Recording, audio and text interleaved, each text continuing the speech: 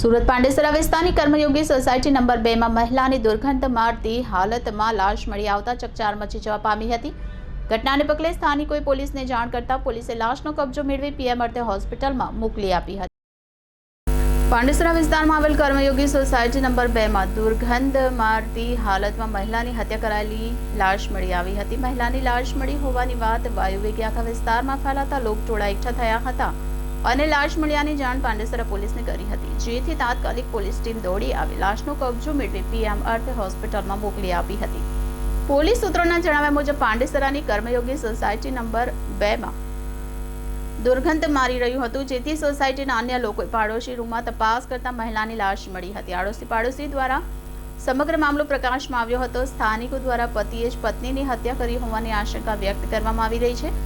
આ અંગે રૂમ માલિકને જાણ કરતા પોલીસનો સંપર્ક કર્યો હતો। પોલીસને જાણ થતા પાંડેસરા પોલીસ ઘટના સ્થળે પહોંચી હતી અને લાશનો કબજો મેળવી પીએમ અર્થે મોકલી આપી હતી।